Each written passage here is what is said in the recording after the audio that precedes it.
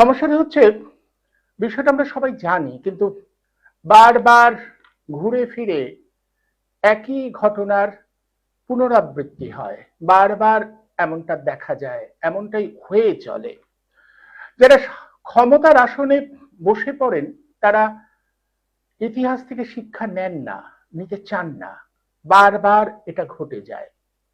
ইতিহাস বারবার দেখিয়েছে স্তাবক পরিবৃত্ত হয়ে থাকলে তার পরিণতি মর্মান্তিক হয়। স্তাবকরা সমস্যাটা দেখায় না, যেটা ভুল হচ্ছে, বিপদ আসছে সে সম্পর্কে সচেতন করে না যিনি ক্ষমতার আসনে থাকেন তাকে। বরং স্তাবকরা অনেক সময় চোখে একটা পট্টি পরিয়ে রাখে, আপনি মহান, আপনার কোনো বিপদ নেই, জগৎ সংসারে আপনার মতো কেউ নেই, কেউ হবে না। তারপর সময় ঘুরতেই সেই ক্ষমতার চেয়ারটা যখন টলমল হয়, সেই স্তাবকরা সবাই কেটে পড়েন। এমনটাই তো ঘটলো। আমাদের রাজ্যের যিনি শাসক, একাধিক অনুষ্ঠান করেছি, বারবার করেছি, বারবার বলেছি গণতান্ত্রিক ব্যবস্থাপনায় যিনি ক্ষমতার চেয়ারে বসেন তিনি জনগণের সেবক হবেন, জনগণের কথা তাকে শুনতে হবে। কিন্তু কর্ণপাত করেননি। আমাদের রাজ্যের কিছুদিন আগে যিনি প্রশাসনিক প্রধান ছিলেন তিনি নিজের ইচ্ছে মতো যা খুশি তাই করে গেছেন। ভাবছিলেন এমন করেই দিন যাবে। আর তার পাশে থাকা সেই সব স্তাবক বৃন্দ যারা সমাজে নাকি প্রভাব প্রতিপত্তিশালী, যারা লেখা লিখে সমাজকে প্রভাবিত করতে পারেন, যারা গান গেয়ে সমাজকে প্রভাবিত করতে পারেন, যারা অভিনয় দিয়ে সমাজকে প্রভাবিত করতে পারেন, তারা সবাই তাকে একেবারে পরিবৃত্ত বা তাকে বেষ্টন করেছিলেন। আর সময় ঘুরতেই তারা সবাই একটু একটু করে কেটে পড়েছেন। মাত্র কিছুদিন আগে এই যে রবীন্দ্র জয়ন্তী গেল 25শে বৈশাখ, সেই 25শে বৈশাখের দিন এ রাজ্যে যেমন পালা বদলের পরে নতুন সরকার শপথ গ্রহণ করলো, সেদিনকেই প্রাক্তন মুখ্যমন্ত্রী, রাজ্যের প্রাক্তন মুখ্যমন্ত্রী মমতা বন্দ্যোপাধ্যায় তার বাড়িতে রবীন্দ্র জয়ন্তী পালন করবার একটা ডাক দিয়েছিলেন। মাত্র কিছুদিন আগে তার ডাকে সাড়া দেওয়ার জন্য একটা হুড়োমুড়ি পড়ে যেত, মানে একেবারে হুড়োহুড়ি, কে আগে, মানে কে বা আগে প্রাণ করিবেক দান, তার প্রতিযোগিতা শুরু হয়ে যেত। মমতা বন্দ্যোপাধ্যায় ডেকেছেন, ক্ষমতার চেয়ারে অধিষ্ঠাত্রী তিনি, ক্ষমতার চেয়ার আছে, অনেক কিছু দিতে পারবেন। সবাই একটু হুড় মুড়িয়ে তার কাছে চলে যেতেন। আর ক্ষমতার চেয়ারটা সরে যেতেই রবীন্দ্র জয়ন্তী পালন করবার জন্য মমতা বন্দ্যোপাধ্যায় ডাকে কোনো শিল্পীকে দেখা গেল না। সেখানে শিল্পী হিসেবে কে গান গাইলেন? কুণাল ঘোষ, কল্যাণ বন্দ্যোপাধ্যায়। ভাবুন, ভাবা যায় যেন সবকিছু ছবির মতো। কিছুদিন আগেও এই মমতা বন্দ্যোপাধ্যায়ের ডাকে কে না সাড়া দিয়েছেন। কস্মিন কালেও যাকে রাজনীতির ত্রিসীমানার মধ্যে দেখা যায়নি, তিনিও হুড়মুড়িয়ে চলে এসেছেন মমতা বন্দ্যোপাধ্যায়ের আদর্শ, তার সততায় আপ্লুত হয়ে রাজনীতির ময়দানে। সে সিনেমার ক্ষেত্র থেকে বলুন, কিংবা টিভি সিরিয়ালের ক্ষেত্র থেকে বলুন, ছবি আঁকবার জগৎ থেকে বলুন, গানের জগৎ থেকে বলুন, সব জায়গা থেকে লেখক, শিল্পী, সাহিত্যিক একের পর এক হুড়মুড়িয়ে তার মঞ্চে উঠবার জন্য ব্যস্ত। আর ক্ষমতার চেয়ার চলে যেতেই সবাই যে যার মতো করে সরে গেল। এমনটাই তো হয়, এমনটা তো হয়েছে। ইতিহাস তো বারবার এটা দেখিয়েছে, ক্ষমতায় যতক্ষণ আছে ততক্ষণ সবাই সঙ্গে থাকে, ক্ষমতায় যখন নেই তখন কেউ নেই। ইতিহাস থেকে শিক্ষা নেয় না যারা ক্ষমতার চেয়ারে বসেন, তারা ইতিহাস থেকে শিক্ষা নেয় না, নিতে চান না। তারা ভাবেন এভাবেই দিন যাবে। কিন্তু সবার উপরে তো রবীন্দ্রনাথের সেই গানের কথাগুলোই সত্যি, তাই না? ভাবছো হবে তুমি যা চাও, জগৎটাকে তুমি নাচাও, দেখবে হঠাৎ নয়ন মেলে, হয় না যেটা সেটাও হবে। 2011 তুমুল জনসমর্থন নিয়ে মমতা বন্দ্যোপাধ্যায় যখন ক্ষমতায় বসেছিলেন, তখন কি তিনি ভেবেছিলেন যে 15 বছর পরে তাকে একেবারে সমূলে বিতাড়িত করবে রাজ্যের মানুষ? একটু একটু করে মানুষ সহ্য করেছে, সহ্য করতে করতে সেই সহ্যের সীমা যখন চরম জায়গায় পৌঁছে গেছে, আর যখন মানুষ তার মত প্রকাশের স্বাধীনতাটা পেয়েছে তখন একবারে সমূলে উৎপাটিত করেছে। হ্যাঁ, বিতর্ক আছে এসআইআর এর নামে যে মানুষগুলোকে বাদ দেওয়া হলো সেটা নিয়ে বিতর্ক আছে যেভাবে গোটা বিষয়টা পরিচালনা হয়েছে তা নিয়ে বিতর্ক আছে, কিন্তু বিতর্ক বোধহয় এটা নিয়ে নেই যে একটা বড় অংশের মানুষের ক্ষোভ পুঞ্জীভূত হয়েছিল এই শাসকের বিরুদ্ধে। দিনের পর দিন অনাচার অবিচার করে গেছে এই শাসক, ফলে একে বদলাতে হবে। যে নতুন শাসক বা যে নতুন সরকার প্রতিষ্ঠিত হলো তাকে কতটা ভালোবেসে মানুষ ভোট দিয়েছে আমরা জানি না, কিন্তু বিশ্বাস করুন বিভিন্ন জায়গায় বিভিন্ন মানুষের সাথে কথাবার্তা বলবার সূত্রে, বিভিন্ন জায়গায় গিয়ে খবর সংগ্রহ করবার সূত্রে বারবার মনে হয়েছে মানুষ আসলে বদল চাইছেন। তারা মনে করছেন এই পুরনো যে দল তারা ক্ষমতায় থাকবার নৈতিক অধিকার হারিয়েছে। আমরা তো জানি দিনের পর দিন স্কুলে চাকরি করবার নামে কিভাবে দুর্নীতি হয়েছে, কিভাবে দিনের পর দিন যোগ্যতা থাকা সত্ত্বেও একদল ছেলে মেয়ে রাস্তায় বসেছিল, প্রখর শীতে তারা রাস্তায় বসেছিল, কথা বলতে চেয়েছিল, সরকারের সাথে কথা বলতে পারেনি, তারা কথা বলেননি সরকারে। আশাকর্মীরা তাদের প্রাপ্যটুকু পায়নি, তারা মিছিল করতে গেলে তাদের উপরে পুলিশি অত্যাচার নেমে এসেছে দিনের পর দিন। আর তারপর আরজি কর কাণ্ড, সেই ভয়ঙ্কর ভয়াবহ ঘটনা, তারপরেও একটুও সম্বিত ফেরেনি পূর্বতন শাসক দলের। তারা যে যার নিজের মতো করে চালাচ্ছিলেন, ভাবছিলেন এভাবেই হবে, সবকিছু চাপা দিয়ে যাওয়া যাবে, কিন্তু হয় না। একটা সময় শাসকের চেহারাটা বেরিয়ে পড়ে, মানুষ বুঝতে পারে, ঠকতে ঠকতে মানুষের পিঠ যখন দেওয়ালে ঠেকে যায় মানুষ তখন তার প্রতিরোধে রাস্তায় নামেই।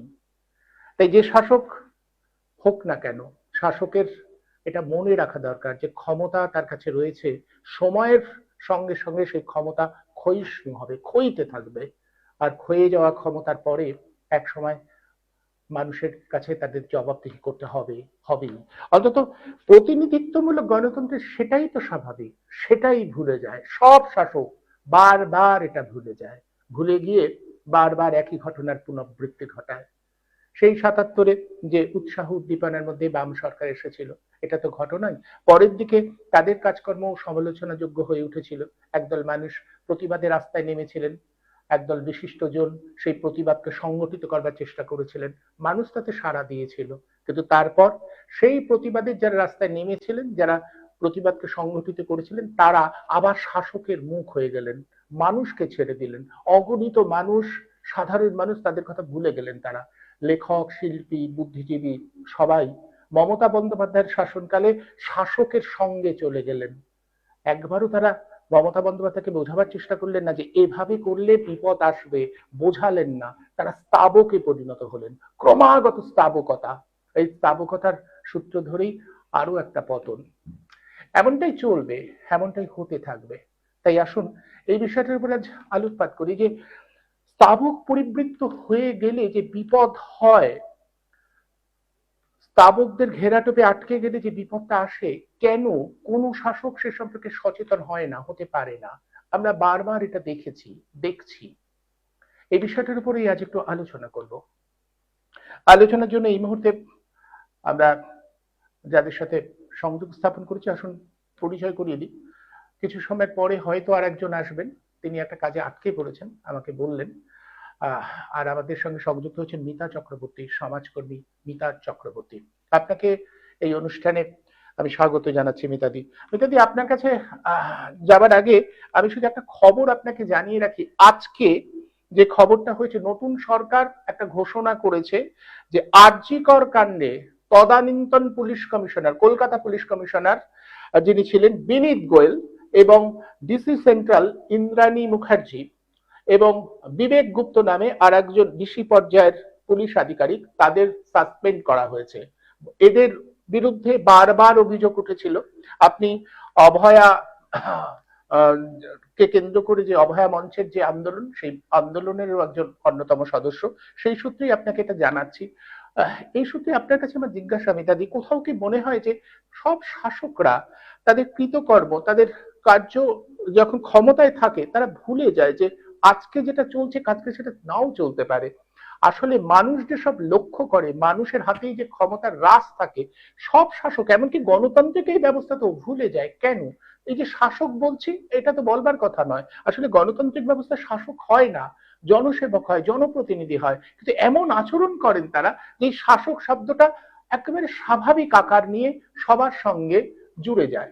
এটা কেন হয়? প্রথমেই আমি যেটা বলবো সেটা হচ্ছে যে হিস্ট্রি রিপিটস ইটসেলফ, মানে ইতিহাসের পুনরাবৃত্তি হয়। পুনরাবৃত্তি হয়। যখন 34 বছরের বামফ্রন্ট সরকার ছিল, সেই বাম আমল যে ওইভাবে শেষ হয়ে যাবে সেটা বামের বামেদের মনে একবারও হয়েছিল কিনা শেষ হওয়ার আগে, সেটা আজও আমার প্রশ্ন। কিন্তু একটা সময় মানুষের ধৈর্যচ্যুতি ঘটে। শাসক যদি শোষক হয়ে ওঠে এবং আহ, শাসন ভার যদি চলে যায় আহ, অসৎ লোকেদের হাতে, রাজ্যপাট শাসন করার জন্য তো লোকজন যারা থাকেন তাদের হাত থেকে যদি লুম্পেনদের হাতে চলে যায়, তাহলে তখন মানুষ ধৈর্য আর রাখতে পারে না, তাদের ধৈর্যচ্যুতি ঘটে। ঠিক এক ব্যাপার ঘটলো হচ্ছে এইবার তৃণমূল সরকার বা মমতা বন্দ্যোপাধ্যায়ের সরকার যেভাবে গেল, এটা কিন্তু ভোটের আগে যখন নানান রকম নানান আলোচনা হয়েছে, কি হতে পারে, কি হতে পারে, কি না হতে পারে, প্রচুর জায়গা থেকে এক্সিট পোল করা হয়েছে, তাতে কিন্তু কেউ কোথাও এই কথাটা শোনাই যায়নি যে এই সরকার থাকবে না, বিজেপি সরকার আসবে।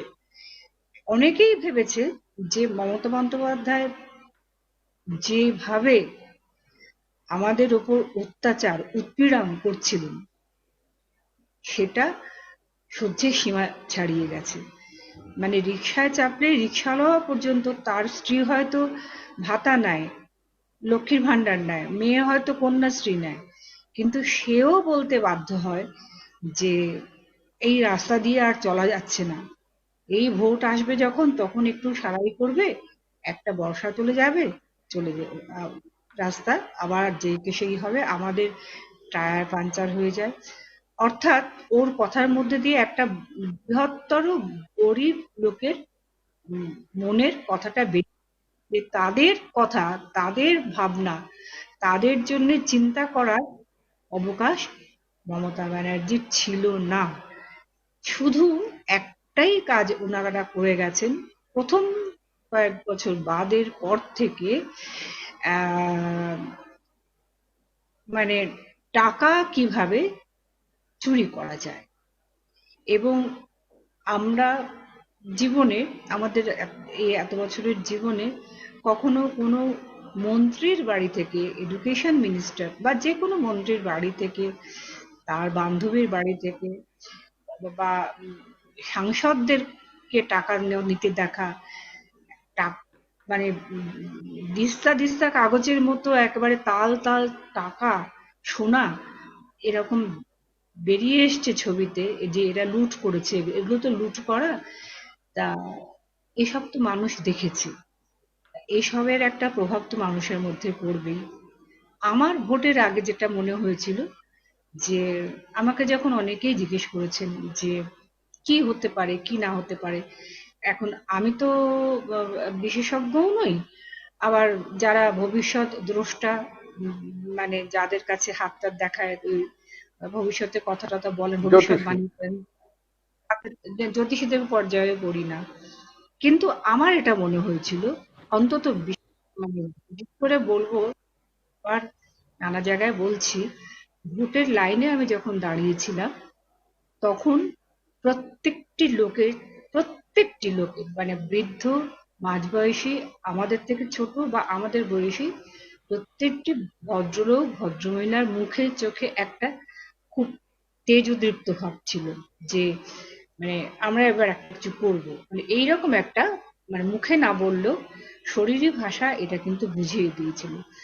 ঠিক তখনই আমার মনে হয়েছিল যে এবার একটা কিছু এসপারেস করা হবে। হ্যাঁ, হয়তো উনি কয়েকটা সিট কম পাবেন, কিন্তু ওনাকে এবারে উম, জনগণ ভুল খাওয়াবে, জবাব দেবে। এটা মনে হয়। জনগণ যে বিপন্নতা, যে সামাজিক অস্থিরতা, এবং সব থেকে বড় কথা যে অনৈতিকতার মধ্যে দিয়ে জীবন যাপন করছিল, তার থেকে এবারে মুক্তি পেতেই হবে, এরকম একটা ভাব তাদের শরীরী ভাষায় ছিল।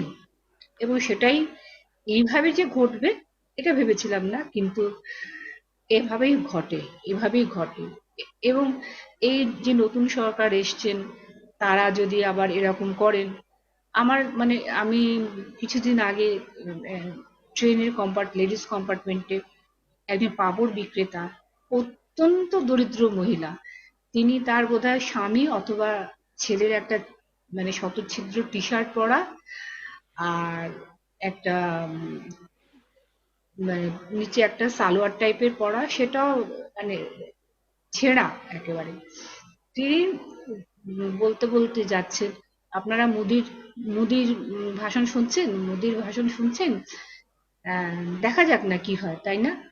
তা কেউ কিছু বলছে না। না, আমি ওর দিকে তাকালাম যে আফটার অল, উনি ওটা বিক্রেতা, দরিদ্র, যাই হোক, উনি একটা কথা বলছেন তো, এবার যে যাকে নিয়ে কথা বলছেন তিনি আমাদের প্রধানমন্ত্রী। তা আমি বললাম, হ্যাঁ, আমরা শুনছি না, কিন্তু মোদি তো বলছেন অনেক কিছু এবারে। বলে, দেখুন একটা আমি আমি মানে উনি ওনার ভাষায় আর কি ডায়ালেক্টে বলছিলেন যে আমার একটা কথা আছে, সেটা হচ্ছে যে কেরালার মতো হোক না কেন, 5 বছর কংগ্রেস থাকবে, 5 বছর বাম সিপিএম এরা থাকবে। আমি তখন জাস্ট থান্ডারস্ট্রাক হয়ে গিয়েছিলাম, মানে অবাক হয়ে গেছি যে এইরকম একজন পাঁপড় ভাজা বিক্রি করা মহিলা, একেবারে না খাওয়া ঘর থেকে আসা, এবং তিনি কেরালার কথা জানতে পারলেন। তার মানে তিনি বদলের ব্যাপারটা জানেন, বদলার ব্যাপারটার মানে ব্যাপারে উনি একটা সরকার যে দীর্ঘদিন থাকলে একটা স্থিতাবস্থা যে কি বিপদ হয় সেটা বলতে চাইছেন বোধহয়। এক এমনি আমরা একটা খুব ছোট্ট একেবারে খুব খেলো বক্তব্য বলি, একটা শাড়ি যদি আমরা রেগুলার ইউজ করি, একটা সময় আসবে যখন সেই শাড়িটা ইউজ করার আর মানে এতে থাকবে না, তখন তাকে ফেলে দিতেই হবে। এই মমতা মন্ত্রিসভার ঠিক এক ব্যাপার হয়েছে। এবং যেটা লক্ষণীয় মমতা মন্ত্রিসভা, সেটা হচ্ছে, তুমি শিল্পীদের কথা বলেছিলে, মমতা মানে রাজ্যসভা থেকে আরম্ভ করে বিধানসভায় প্রচুর শিল্পীদের নিয়েছেন, কেউ গায়িকা, কেউ অভিনেত্রী, এইরকম, কেউ আঁকিয়ে, এরকম লোকেদের নিয়েছেন। কিন্তু এরা কি কেউ রাজনীতির সঙ্গে কখনো যুক্ত ছিল? রাজনৈতিক ব্যাকগ্রাউন্ড না থাকলে রাজনৈতিক ভাবে মোকাবিলা ওরা কি করে করবে?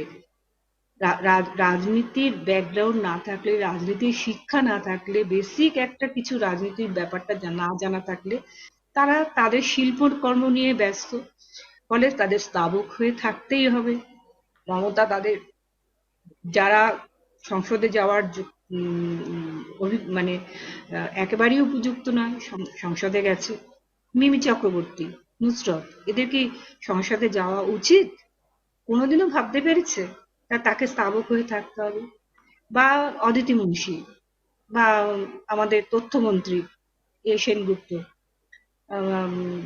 ওর নাম কি সেনগুপ্ত, মাথায় আসছে না, যাই হোক, আমাদের তথ্যমন্ত্রী আর কি, আহ, ছিলেন ছিলেন প্রাক্তন, হ্যাঁ। ওই তিনি কি কখনো ইন্দ্রনীল সেন। ইন্দ্রনীল সেনগুপ্ত, তিনি একটা খামার বাড়ি করেছেন সিঙ্গুরে, সিঙ্গুরের মতো জায়গায়। তিনি কি উনি কোনোদিনও পারতেন? তিনি যা গান গাইতেন তার সময়, নিঃসন্দেহে ইন্দ্রনীল ভালো গায়ক, কিন্তু ও কি কখনো ভেবেছিল যে আমি এরকম একটা খামার বাড়ি তৈরি করতে পারবো? তাহলে কিন্তু ওর মনে একটা লালসা ছিল, এই লালসা, এই টাকার উপর ভোগ, টাকাকে ভোগ করা, বা টাকা তোলা, বা টাকার উপর এত একটা আকর্ষণ, মানে মাদকাসক্তির মতো টাকার উপর আকর্ষণ, এইটা ইনজেক্ট করেছেন মমতা বন্দ্যোপাধ্যায় নিজেই।